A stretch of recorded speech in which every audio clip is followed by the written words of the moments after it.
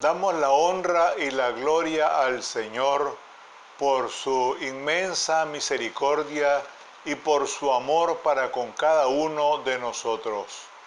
Gracias damos al Señor porque podemos estar nuevamente con ustedes para continuar reflexionando alrededor de las apariciones de Jesús después de la resurrección.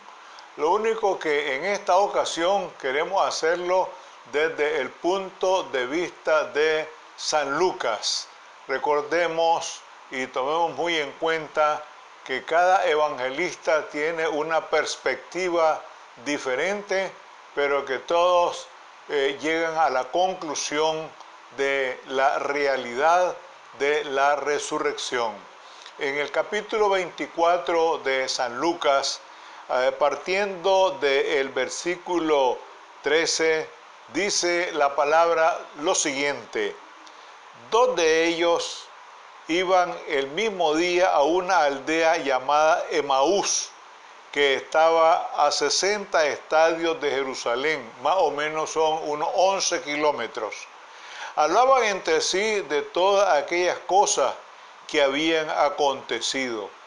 Y sucedió que mientras hablaban y discutían entre sí, Jesús mismo se acercó y caminaba con ellos.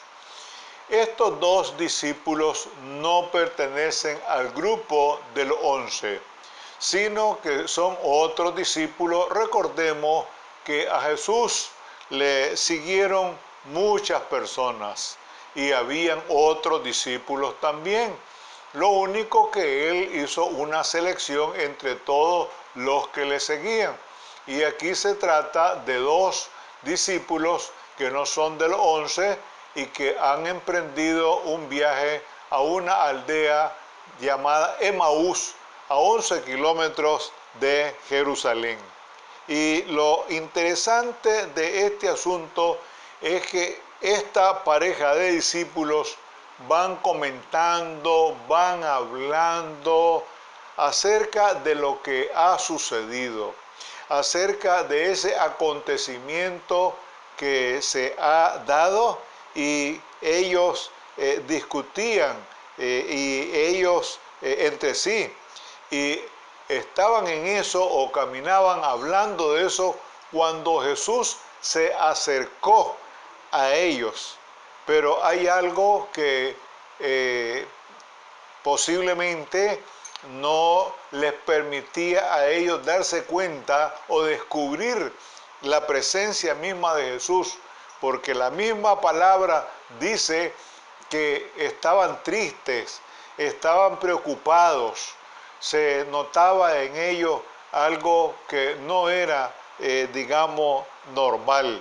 Pero dice, los ojos de ellos estaban velados para que no lo reconocieran. ¿Y qué es lo que a ellos les impedía reconocer a Jesús? La preocupación, la angustia, la tristeza.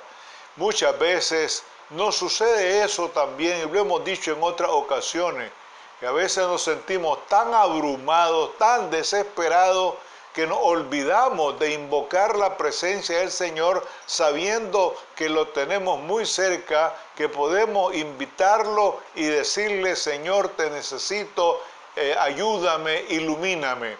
Entonces, la angustia de ellos, la tristeza de ellos, le impedía ver quién era ese personaje que se le había acercado, y por eso no lo reconocieron. Él les dijo: ¿qué pláticas son estas que tenéis entre vosotros mientras camináis, y por qué estáis tristes? Bien, qué interesante cómo Jesús trata de entrar en el diálogo, trata de entrar en relación con estos dos discípulos, y que, por cierto, dice aquí la palabra que por qué están tristes y qué es lo que están hablando ustedes, a qué se refieren, qué es lo que ha sucedido. Vean qué pregunta más curiosa, diríamos, de parte de Jesús. Y dice aquí, respondiendo uno de ellos que se llamaba Cleofas, en otras versiones dice Cleofas, esto es asunto de traducción, le dijo, ¿eres tú el único forastero en Jerusalén, el único en Jerusalén que no ha sabido las cosas que en ella han acontecido en estos días? Como que dice, estás desconectado de la realidad, no estás informado de lo que ha sucedido o de lo que está sucediendo. Pero lo cierto es que el protagonista de todo esto, de ese acontecimiento, le está acompañando precisamente a estos discípulos. Ahí está Jesús con ellos, los está acompañando, está platicando con ellos. Y nosotros no debemos abrumarnos tanto como para no darnos cuenta que tenemos tan cerca a Jesús para pedirle, para pedir su ayuda, su socorro, su apoyo. Y esto es lo que sucede en este momento. Entonces él les preguntó, ¿qué cosas? Y ellos le dijeron, de Jesús Nazareno, que fue varón profeta, poderoso en obra y en palabra delante de Dios y de todo el pueblo, y cómo lo entregaron los principales sacerdotes y nuestros gobernantes a sentencia de muerte y lo crucificaron. En otras palabras, ¿cómo es posible que usted, que nos acompaña, no esté enterado de todo esto que ha acontecido, que ha sucedido en Jerusalén? ¿Cómo es posible? Porque se trata de una noticia que todo el mundo se supone debe manejarla. Sin embargo, ellos le hacen todo el relato al protagonista de esa noticia. Y ahí está lo interesante de este asunto. Ellos le hacen toda una explicación de lo que ha sucedido y como quien dice, ¿cómo es posible que usted no se dé cuenta de esto? Es algo también muy simpático, pero nosotros esperábamos que Él fuera el que había de redimir a Israel. Sin embargo, además de todo, hoy es ya el tercer día que esto ha acontecido. Ahora bien, se piensa en la redención de Israel, pero desde un punto de vista político en muchos casos. Y este fue y todavía es el pensamiento de un sector importante del pueblo judío. Siguen esperando al Mesías. No han reconocido, no han aceptado a Jesucristo, el Hijo de Dios, como el Mesías, como el Cristo, como el ungido de Jehová, y que ya ha llegado al pueblo, pero ha llegado con una misión totalmente diferente a la que ellos están esperando, una perspectiva totalmente distinta a lo que ellos están pensando, porque ellos están pensando y están esperando que aparezca ahí un guerrero, que aparezca ahí una persona con un poder extraordinario para hacer desaparecer al imperio romano que los tiene aplastados, por decirlo de esta manera. Entonces ellos hablan de redención y ojalá que esta redención nosotros la sepamos interpretar muy bien también, porque hay personas que todavía no han querido aceptar a Jesucristo como el único y suficiente Salvador de nuestro pecado, el único que nos puede llevar a la presencia del Padre, el único que nos redime, que nos salva de todas nuestras iniquidades, de toda nuestra injusticia.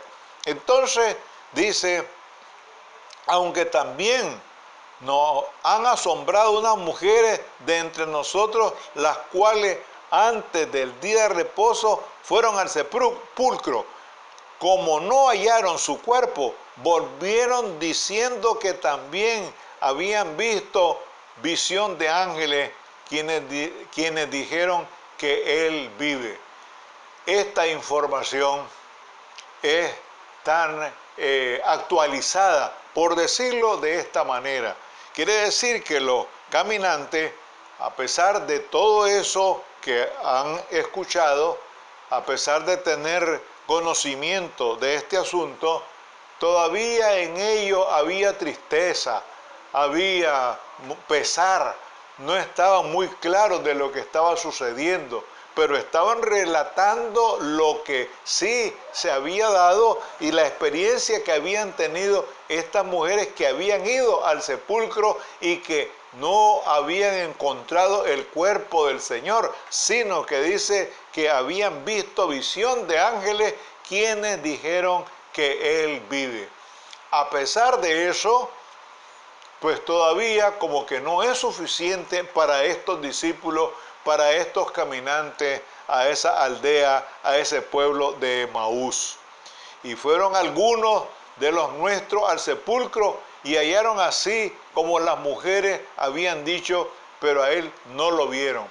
Ustedes recuerdan en el relato juanino, es decir, en el relato de Juan, llega María Magdalena, no hay nada, no lo encuentra, le avisa a los discípulos y ellos, pues, con cierta incredulidad, decidieron constatarlo ellos mismos. Y fue Pedro y Juan también que le acompañó a verificar lo que habían dicho las mujeres.